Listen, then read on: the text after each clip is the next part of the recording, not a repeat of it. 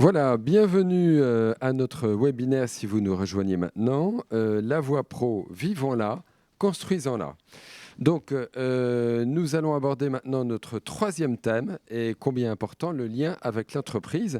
Donc, nous avons le plaisir d'accueillir une équipe en partie renouvelée avec Nicolas Patet. Nicolas Patet qui est le président de l'Aspect Aquitaine, donc qui est un centre de formation par l'apprentissage, qui est également chef d'entreprise de Square Mobilier Urbain à Bordeaux. À ma droite également, donc, Sylvie Socky, qui est chargée de développement de l'alternance au sein d'Aspect Aquitaine. À ma gauche, Émilie Julien, donc, qui est la directrice de l'Agence nationale Excellence Pro. Elle nous expliquera son rôle tout à l'heure. Et puis, toujours, donc, Christelle Gaujard, qui est responsable du démonstrateur commerce CLIC au sein des écoles d'ingénieurs Junia. Merci d'être là. Ce que je vous propose, c'est de tout de suite commencer par une courte vidéo. William Bruni, qui est allé interviewer donc, un chef d'entreprise sous-traitant de l'automobile, Xavier Balzan.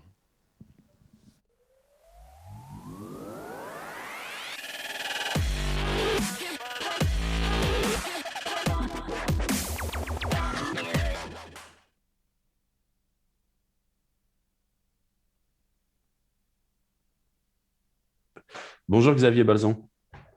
Bonjour. Merci d'avoir accepté de répondre à ces quelques questions pour le webinaire Excellence Pro. Avec plaisir. Vous êtes chef d'entreprise. Pouvez-vous nous dire dans quel domaine d'activité? Alors, je suis dans la maintenance automobile. Je suis gérant de garage automobile dans le service rapide notamment. Et en Nouvelle-Aquitaine, dans la région de Bordeaux? Exactement, je suis basé dans la région de Bordeaux. D'accord. Alors, ce webinaire est consacré à l'entreprise et je voulais vous poser des questions sur la façon qu'ont les entreprises d'appréhender le futur et notamment la formation des collaborateurs. J'imagine que dans les métiers de l'automobile, les technologies évoluent vite. Ah oui, tout à fait. Notamment sur les problématiques liées à la pollution, au type d'énergie utilisée par les autos. Bon, on parle beaucoup de l'avènement de l'électrique, bien entendu. Alors, sur des véhicules 100% électriques, sur des véhicules hybrides et également sur les véhicules avec propulsion alors plutôt à essence, parce que le diesel a tendance à vraiment perdre du volume. La mise en place de boîtiers, de solutions éthanol pour diminuer les rejets de CO2. Et donc, pour vous adapter à ces nouvelles technologies, alors, en fait, il y a plusieurs aspects. Alors, en termes de besoins de court terme, on va avoir des offres de formation qui sont proposées par les principaux organismes de formation liés à la branche automobile notamment. Et sur les besoins de moyen terme, on va dire, on a le recrutement et notamment le recrutement de collaborateurs compétents. Et moi, j'utilise beaucoup les services du CFA, j'avoue, et des services de l'apprentissage, en fait, pour combler nos besoins, on va dire, nos besoins à 2, 3 ou 4 ans. Donc, on a une vision relativement claire de l'évolution du parc automobile de nos clients. Et pour moi, une des sources de recrutement les plus fiables, je dirais, reste l'apprentissage. D'accord. Et donc, vous accueillez régulièrement des apprentis et vous avez des relations. Comment faites-vous savoir au centre de formation l'évolution justement des besoins en compétences du fait de l'évolution technologique? Est-ce que vous avez un moyen de dire aux organismes de formation, voilà ma vision, voilà ce qui va se passer dans les prochaines années? Oui, tout à fait. Alors, nous, on est en lien avec un syndicat professionnel qui nous alerte, bien entendu, sur les évolutions majeures, à la fois la réglementation, mais surtout, forcément, par voie de conséquence, technologique au niveau des véhicules. On a la particularité, nous, dans le service rapide, de ne pas avoir trop de véhicules neufs sortis d'usine qui restent pour l'instant dans le giron des constructeurs. Donc, on sait que les évolutions technologiques qui sont aujourd'hui proposées par les constructeurs sur le marché, on va les avoir d'ici 3-4 ans. Et donc, ces besoins-là, on en fait part directement au centre de formation d'apprentis, au CFA, en fait. On est en lien avec le CFA, avec des chargés de relations entreprises. qui peuvent nous proposer on va dire des différents profils, différents niveaux de formation aussi, parce qu'on va du CAP, nous, jusqu'au BTS. Et il est clair qu'en fonction des contraintes techniques et de ce qu'on peut envisager en termes de niveau de compétences de nos futurs collaborateurs, eh ben, on recrute soit du profil CAP pour des opérations, on va dire, dans un premier temps un peu plus simples, ou si on se dit là, c'est bon, d'ici 3-4 ans, on sait qu'on va avoir 20% de notre parc qui va être électrifié, là, on va plutôt aller au niveau des BTS, quoi. Très bien. Écoutez, c'est très clair. Merci beaucoup, Xavier, pour ces éléments. Je vous en prie. Et, et bonne journée. Merci à vous. Bonne journée. Au revoir.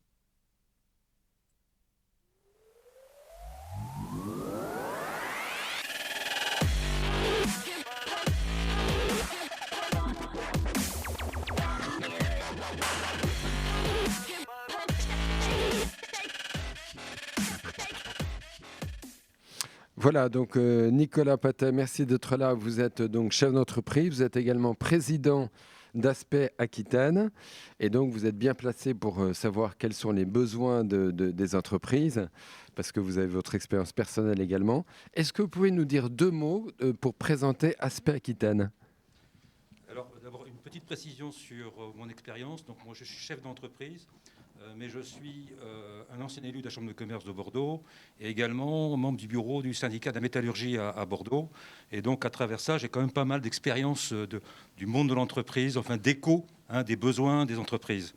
Donc au titre, alors je suis président d'Aspect Aquitaine depuis quelques mois, j'ai été trésorier pendant quelques années et donc j'ai suivi le parcours d'Aspect Aquitaine depuis pas mal d'années maintenant pour voir une évolution restante très forte avec un effectif qui, comme vous le savez peut-être, évolue très vite puisqu'on est parti de 200 il y a 2 ans et on est à 500 aujourd'hui et on vise 1000 pour d'ici 2 ou 3 ans. Donc vous voyez, c'est un développement très fort avec de plus en plus d'établissements qui viennent nous rejoindre puisqu'on va être peut-être à 50 établissements prochainement, Sylvie va peut-être confirmer ça, donc, et qui vont nous rejoindre dans l'enseignement catholique pour être acteurs au sein de l'apprentissage, au sein d'Aspect Aquitaine. Voilà. Donc Aspect Aquitaine, c'est tous ces établissements réunis à travers une tête de réseau qui essaie d'apporter le maximum de services pour le développement de l'apprentissage auprès de ces établissements.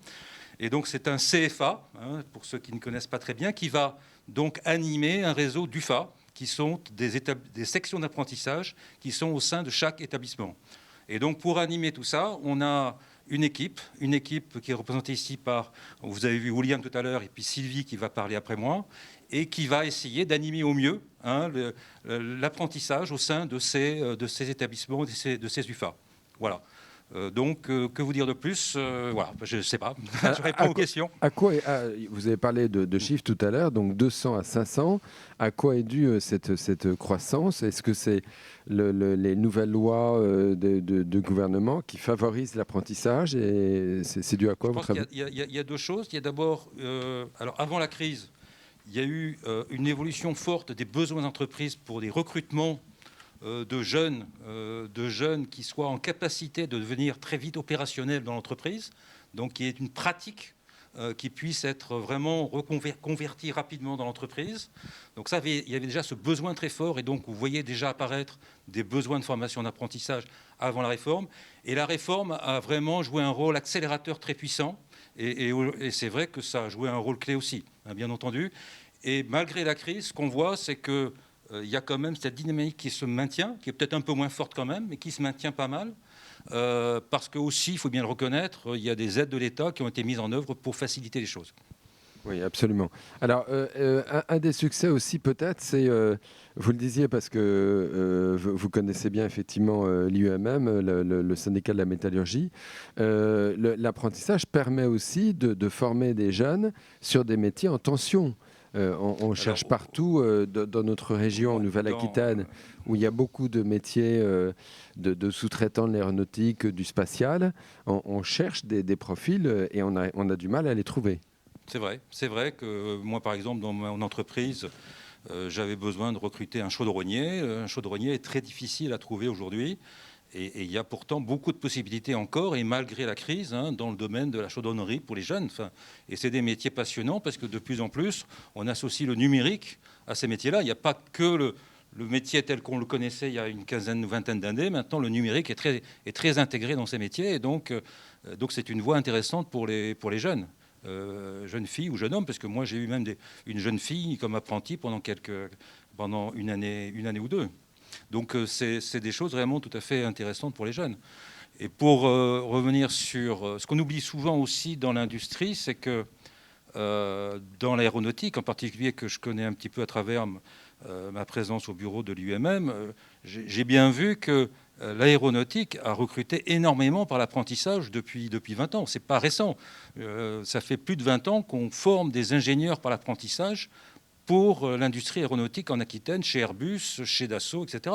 Donc ce n'est pas une voie tout à fait nouvelle. Mais c'est en train, heureusement, de s'accélérer.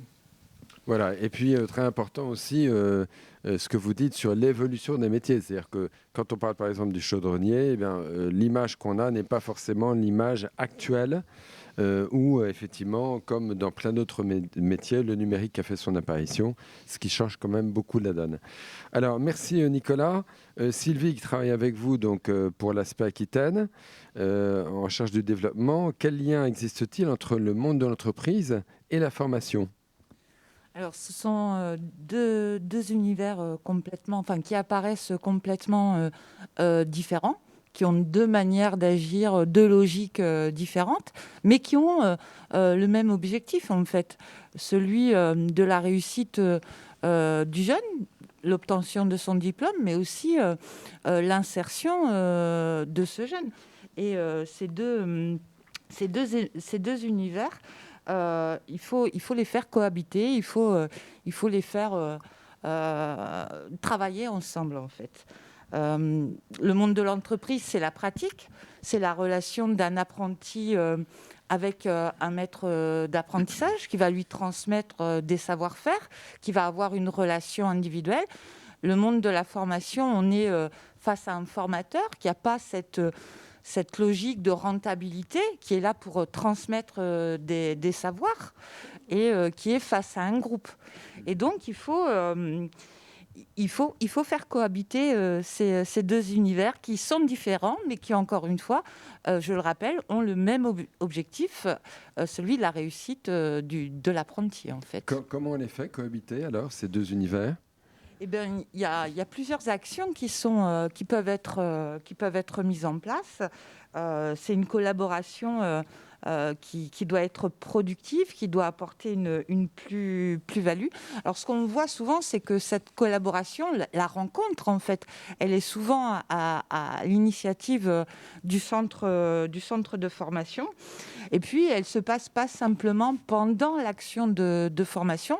Elle a lieu en amont, pendant l'action de formation, mais aussi en aval, quoi. Enfin, elle a lieu à toutes les étapes de cette action de formation. Donc, la première action, c'est d'aller à la rencontre de l'entreprise et du maître d'apprentissage. Et souvent, dans les petites entreprises, le maître d'apprentissage est aussi l'employeur. Donc voilà, ce sont une même personne. Et donc, le centre de formation, il est là aussi pour informer de ce qui va être fait pendant cette action de formation, de cadrer un peu les objectifs qui vont devoir être validés. Donc, il faut informer le maître d'apprentissage. La deuxième action, c'est d'intégrer le maître d'apprentissage dans le centre de formation. Les intervenants précédents l'ont bien rappelé. Faire entrer le monde de l'entreprise dans nos centres de formation, c'est important. Faire participer, par exemple, le maître d'apprentissage à des jurys d'examen. Lui faire découvrir nos plateaux techniques, puisque chacun de nos établissements, pour réaliser une pratique, ont besoin d'être en situation professionnelle. Et donc, quand vous apprenez les métiers de la vente, il y a des magasins pédagogiques, par exemple. Quand vous apprenez la coiffure, il y a des salons de coiffure pédagogiques qui sont là pour apprendre les gestes professionnels. C'est aussi... cette rencontre pendant l'action de formation, c'est aussi si le maître d'apprentissage il vient dans le centre de formation, le centre de formation il se déplace aussi dans l'entreprise pour rencontrer le maître d'apprentissage, l'apprenti. Alors pas simplement par courtoisie, ou pour prendre la température, voir comment ça va, mais aussi pour valider avec lui des compétences qui vont permettre à ce jeune, à cet apprenti d'obtenir son diplôme. Voilà, puis donc le maître d'apprentissage qui est un peu le relais entre les deux. Alors je vais me tourner vers Émilie Julien. Émilie, bonjour. Donc vous êtes directrice de l'agence Excellence Pro. Est-ce que vous pouvez nous expliquer ce que c'est que cette agence Excellence Pro ? Bonjour, avec plaisir. L'agence Excellence Pro a été créée au Comité national de l'enseignement catholique en 2019, suite à la réforme pour la liberté de choisir son avenir professionnel, qui a vraiment été un big bang dans le monde de la formation professionnelle et qui nécessitait en fait une structure au niveau national pour favoriser le développement des formations professionnalisantes des établissements de l'enseignement catholique. Alors quand on dit ça, on ne dit pas forcément grand-chose. Plus précisément, il s'agissait d'accompagner les établissements pour développer l'apprentissage, animer le réseau des CFA de l'enseignement catholique, mais également donner de la visibilité auprès des financeurs, les OPCO, et des branches professionnelles, moteurs du développement de l'apprentissage par la politique qu'elles impulseront sur l'apprentissage. Et enfin, et pas la moindre des choses, favoriser plus largement la visibilité des établissements auprès des entreprises à travers une plateforme qui doit aider les établissements à collecter le solde de la taxe d'apprentissage, qui est un des outils pour les entreprises pour favoriser le soutien qu'elles peuvent apporter aux établissements pour développer les formations professionnelles. Et donc, vous qui avez une vision donc, nationale, on a vu au cours des tableaux, enfin des plateaux précédents que l'apprentissage avait vraiment le vent en poupe. Est-ce que vous avez quelques chiffres à nous donner en termes de progression ? Avec plaisir. Effectivement, on a connu une véritable dynamique, une impulsion forte de développement de l'apprentissage ces 2-3 dernières années. Et en particulier, cette dernière année, avec le plan de relance Un jeune, une solution, qui a vraiment soutenu les entreprises pour recruter des apprentis. On a vu une progression de 40% de l'apprentissage au niveau national. On a dépassé les 500 000 contrats d'apprentissage en France. C'est vraiment une progression phénoménale et c'est très vrai aussi dans notre réseau d'établissements d'enseignement catholique. On dénombre 55 CFA et 420 établissements de l'enseignement catholique qui proposent des formations en apprentissage du CAP au Bac+5. 465 diplômes différents proposés. Donc, dans tous les secteurs d'activité, nous proposons des formations en apprentissage.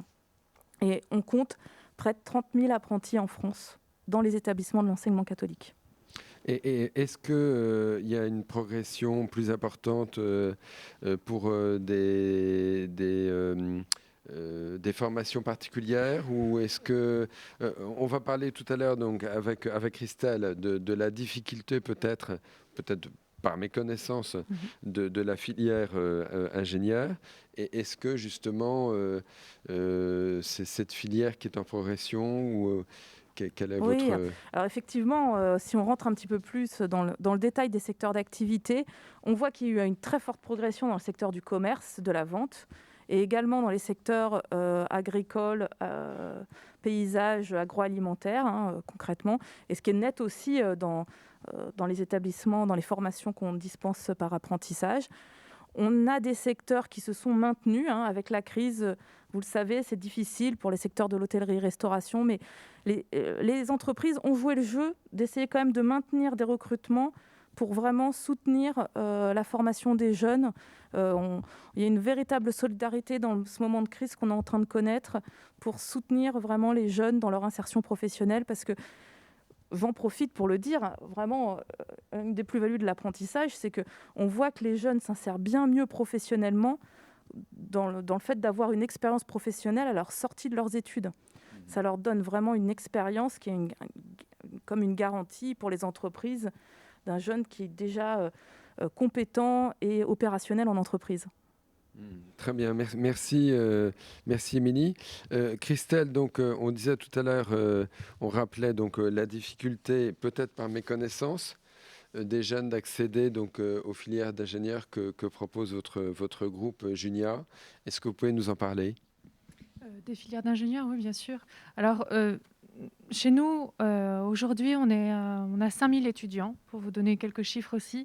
Et sur ces 5000 étudiants, on a actuellement 650 apprentis. Voilà. Et un de nos objectifs, c'est, donc ça fait à peu près 15% de nos étudiants. Notre objectif d'ici 2025, c'est d'atteindre à peu près 25% d'apprentis. On a senti un vrai attrait pour l'apprentissage. Chez nous, c'était un peu au départ une réserve d'Indiens. On se dit, tiens, ingénieur en BTP par apprentissage, en énergie, en numérique. Qu'est-ce que c'est que ça? Et puis finalement, ça a commencé à finalement se démocratiser, aussi bien auprès de nos apprentis donc, et étudiants. Et c'est clairement une autre manière d'apprendre. Enfin, c'est ce que je disais tout à l'heure.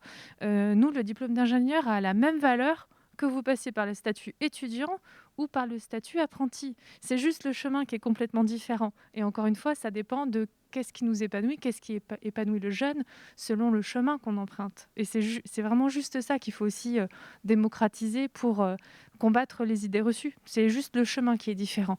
Le diplôme est strictement le même. Au niveau des entreprises, nous, étant donné que on commence la formation d'ingénieur en Bac+2, ils ont déjà acquis un niveau, on va dire, de technicien. Nous, notre travail, c'est de les faire passer de techniciens à ingénieurs. Et c'est pour ça que je rejoins Sylvie effectivement sur le déroulé. Quand on accompagne nos jeunes, on les prépare aussi en amont. On a un Career Center qui est là pour les accompagner, à les faire travailler leur CV, leur lettre de motivation.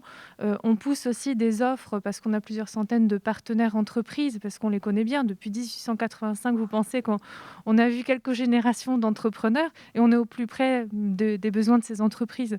Donc, effectivement, pour nous, c'est vraiment une voie de développement et d'épanouissement. Et nous, en tant que formateurs et qu'école, on est là pour les accompagner aussi bien sur le plan personnel que professionnel. Ils sont en plein questionnement. Je ne sais plus qui l'avait dit dans la première table ronde, mais c'est à nous aussi, éducateurs, de les accompagner dans cette transformation entre la vie personnelle et ils sont en train de devenir adultes, ils sont en train de grandir et s'insérer dans la vie professionnelle. À vous entendre, Christelle, on a l'impression que la voie professionnelle, enfin l'apprentissage, correspond mieux aux besoins des jeunes aujourd'hui. Est-ce que je me trompe?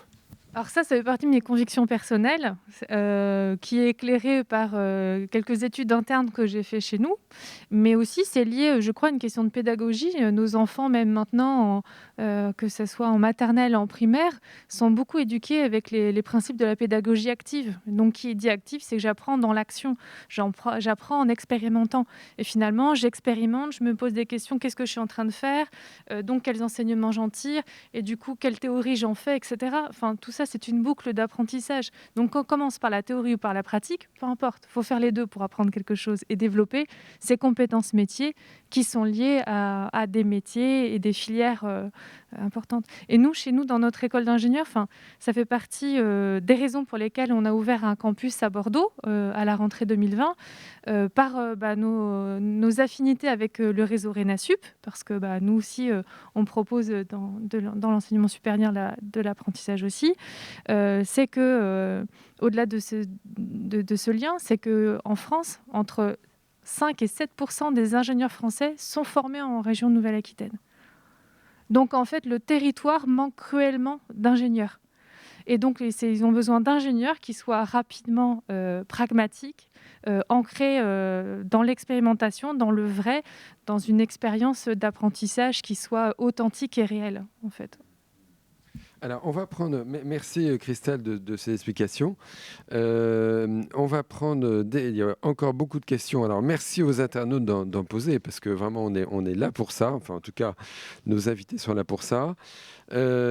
Toujours donc sur notre thème, le lien avec l'entreprise, y a-t-il une formation ou une sensibilisation des maîtres d'apprentissage pour l'accueil des apprentis? Je ne sais pas si Nicolas veut répondre à cette question ou Sylvie. Alors Nicolas. J'ai une pratique avec Aspect Aquitaine, donc je préférais que Sylvie réponde à ça. Moi, j'ai une pratique avec la métallurgie où il y a quelque chose qui existe, mais je vais laisser Sylvie mieux répondre pour Aspect Aquitaine. D'accord.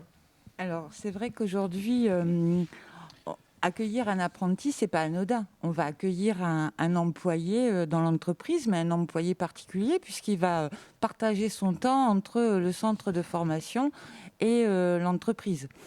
Donc, on incite nos UFA, les centres, justement, à la rentrée, à intégrer le maître d'apprentissage au jour de la rentrée et à bien les informer sur comment on accueille un apprenti dans son entreprise, comment on lui transmet son savoir-faire et quelles règles il doit suivre. Donc oui, c'est une incitation. Après, il existe une formation qui va certifier le maître d'apprentissage, qui est parfois, dans certains domaines d'activité, obligatoire pour pouvoir accueillir un apprenti. Je pense à la restauration dont on parlait tout à l'heure. Ça s'appelle le permis de former. Et en fait, cette certification, le maître d'apprentissage doit la réaliser, doit la passer pour avoir la possibilité d'accueillir un apprenti. Et donc, on lui donne les clés, en fait, de voilà, comment j'accueille mon apprenti, comment je l'accompagne tout au long de la formation. Alors, au CFA Aspect Aquitaine, on a commencé à avoir cette démarche-là, où, par exemple, à Saint-Genès, on va, à l'UFA Saint-Genès, on va accueillir les maîtres d'apprentissage au début de l'action de formation, et on va leur expliquer déjà comment va se dérouler la formation, à quelles échéances, quelles sont les actions qu'ils vont devoir mettre en place tout au long de l'action pour aider le jeune à valider ce diplôme. Et puis, quelle posture aussi il doit avoir face à cet apprenti, parce que parfois, c'est pas simple, hein. Moi, je suis devenue maître d'apprentissage il y a 2 ans, moi-même. Ça fait 25 ans que je travaille dans la formation professionnelle. Et pour la première fois de ma vie, il y a 2 ans, j'accueillais mon premier apprenti. C'est pas évident, hein, de transmettre, de passer du temps aussi avec cet apprenti pour apporter une aide, des conseils, du savoir-faire. Très bien, merci. J'ai une question pour Nicolas. Comment sensibiliser les entreprises sur l'accueil des apprentis, mais aussi des stagiaires de la voie scolaire? Alors, même si je crois qu'il y a beaucoup d'efforts qui ont été faits dans ce sens-là, hein, récemment, enfin depuis quelques années. Alors moi, je ne connais pas tous les domaines d'activité, hein, je connais que le mien, mais dans la métallurgie, hein, pour celui que je connais, on fait en effet au niveau de l'UMM, hein, je m'excuse, je ne parle pas que d'Aspect Aquitaine, hein, mais beaucoup de choses pour ouvrir les entreprises aux apprentis et aux jeunes. Il y a pas mal de visites qui se font avec les établissements scolaires.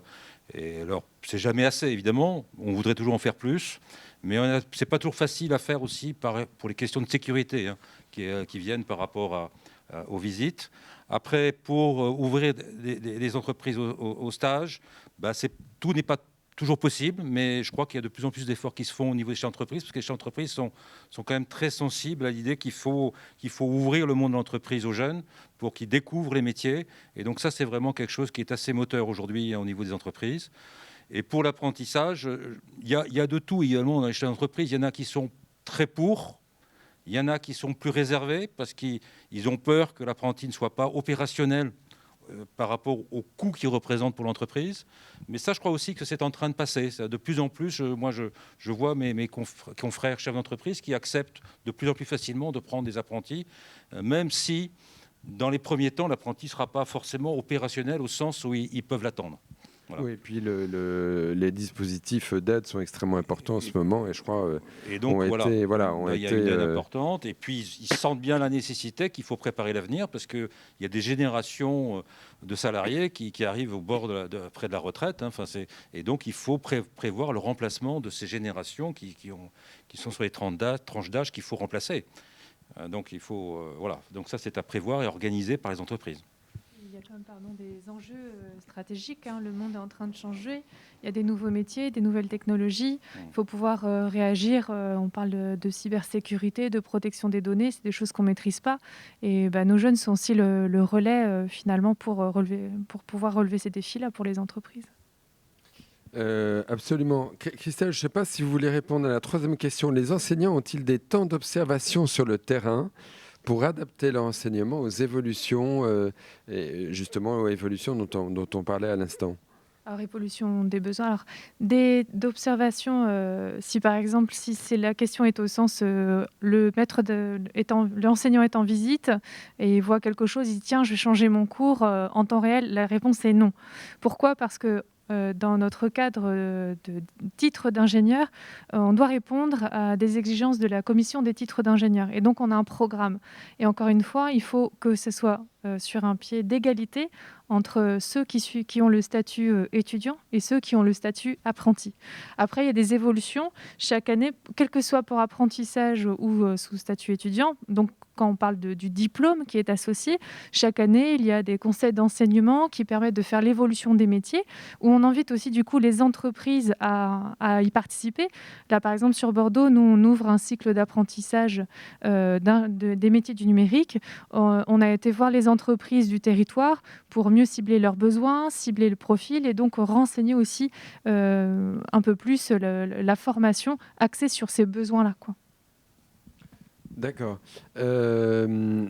Sylvie, est-ce que vous voulez ajouter quelque chose par rapport aux questions qui ont été énoncées ?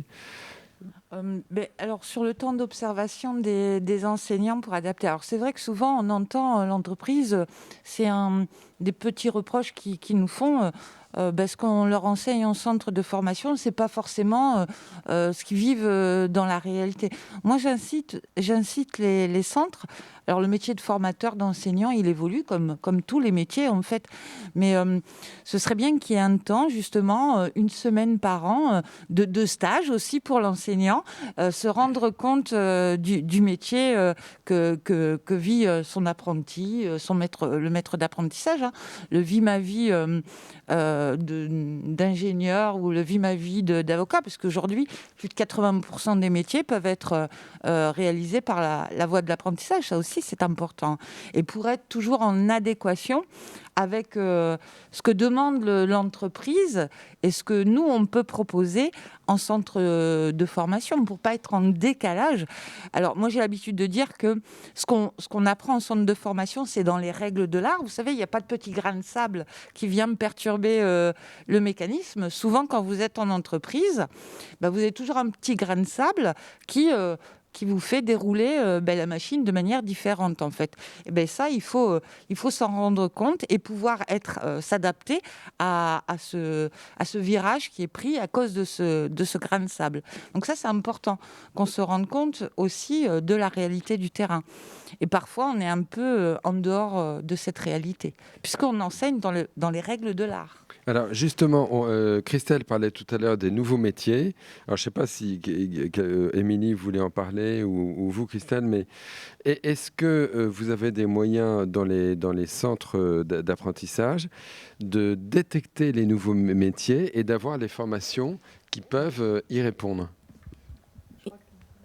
Je vous en prie. Je peux peut-être en parler. Nicolas. Aquitaine, après, peut-être d'un point de vue On plus a national. le temps, donc vous pouvez répondre chacun à tour de rôle. On commence par Nicolas. Au niveau de l'aspect Aquitaine, on essayait de s'organiser pour répondre à ces enjeux-là. Et donc, d'abord, il faut savoir qu'au niveau de la gouvernance d'Aspect Aquitaine, on est avec un conseil d'administration où il y a 5 membres de la société civile qui sont des chefs d'entreprise, qui représentent autant que possible différentes branches d'activité et qui donc peuvent apporter au sein du conseil d'administration leur écho à ce qu'il faut, aux orientations qu'il faut trouver pour le développement de l'apprentissage dans l'enseignement catholique.